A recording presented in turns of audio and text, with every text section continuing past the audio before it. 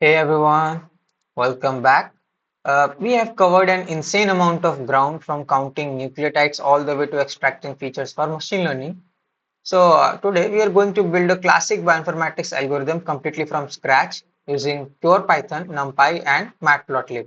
So before tools like BWA existed, biologists needed a way to compare two DNA sequences to see how similar they were. They invented something called a dot plot. It's a 2D grid where you put sequence 1 on the x-axis, sequence 2 on the y-axis, and you put a dot wherever the letters match. And today we are going to write the code to generate the visual matrix. So let's jump into VS Code. First, let's import NumPy for our matrix math and Matplotlib for our visualization. Okay,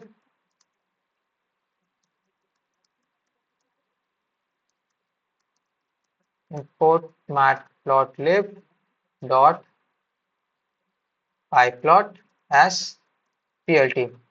Okay, Uh, we also need two DNA sequences to compare. Let's make them about 20 letters long. Okay, so I'm going to make them mostly identical. So let's say sequence 1 will be this and sequence 2 will be this. Okay, and we can simply print this length of both. Okay, so sequence 1 length, it will be length of sequence 1, and similarly sequence 2. And here we have it. Okay, so now we need to build our grid. Since sequence 1 is 20 letters and sequence 2 is also 20 letters, we need a 20 by 20 matrix. So in Python, a matrix is just a list of lists. But since we are doing data science, we will use a NumPy array. Okay, the logic is incredibly simple.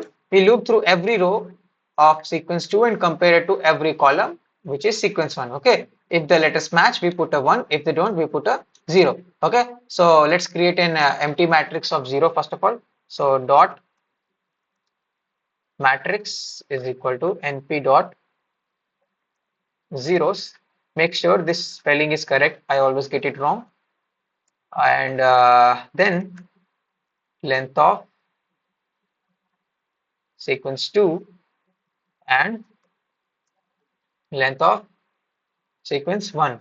That will make a 20 by 20 empty matrix. Okay. After that, we will fill the matrix for I in range length of we will take sequence 2. Okay, and again another loop inside for j in range uh, length of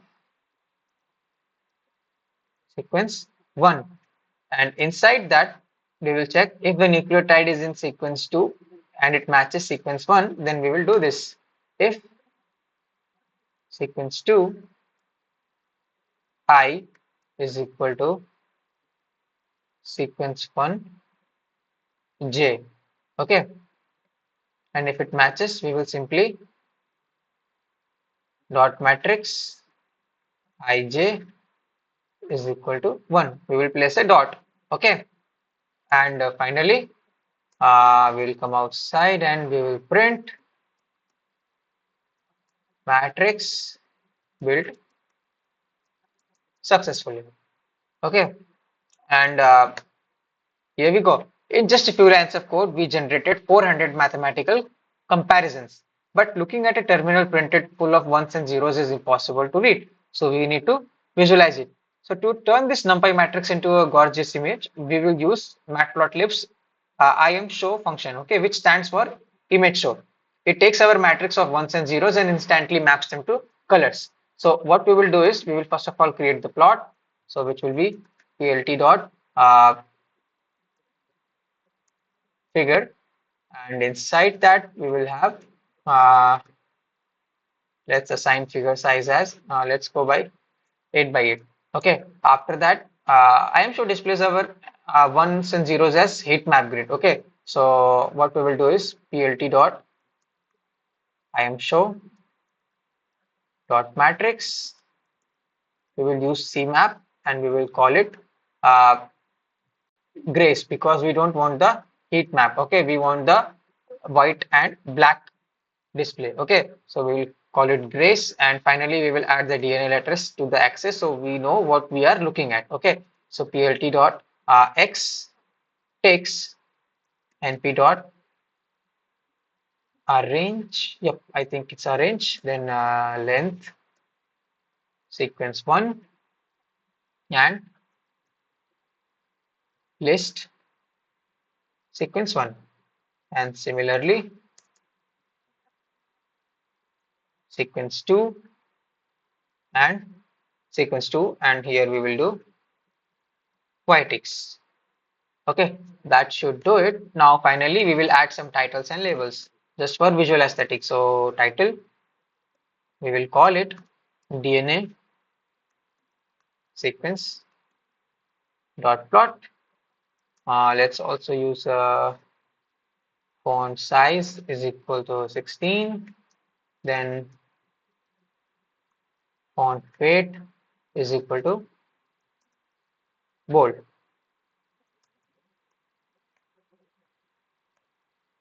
All right. Then finally plt dot x label, we will call it sequence 1, and font size will be 12. Then we will copy this and we will say y label and sequence 2. Okay, and finally we will show the final plot. So plt dot, let's use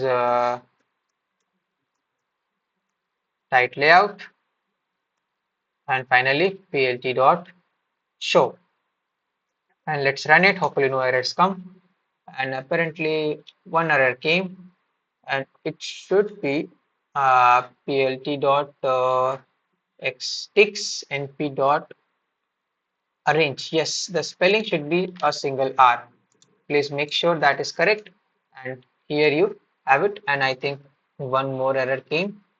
It should be length of sequence 1 list sequence 1. I think one column is extra over here, I believe, right? No, x6 np dot arrange sequence 1. Okay, it should be closed over here. Okay, and similarly it should be closed over here, and this will be removed. Let's try it now, and no errors. Okay, and run that code and look at the screen. We have just built a sequence aligner from scratch. So how do we read this? The main diagonal. Okay, see this one.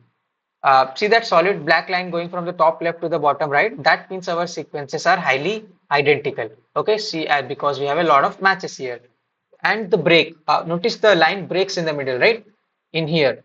Okay, it shifts downward. That visual shift instantly tells us, a computational biologist, that an insertion or deletion happened. And the off diagonals, do you see those smaller parallel lines floating off to the side of the main line? These are repeats because we inserted an extra CGTA. It matches multiple different spots on the x-axis. Okay, and if you ran this exact code on a 10,000 base viral genome and compared it to a mutated strain, this simple grid would instantly reveal exactly where the virus mutated. And there you have it. We successfully coded a mathematical algorithm and built a custom data visualization tool entirely from scratch. And as you move deeper into the computational biology, you will rely on tools like VWA, but understanding the matrix math happening under the hood is what separates a beginner from a true bioinformatician. So thank you so much. And we have so much more planned for the coming videos. And as always, the code will be available in GitHub repository. And try making the sequences longer and see what patterns emerge. Hit the like button, subscribe, and I'll see you in the next video.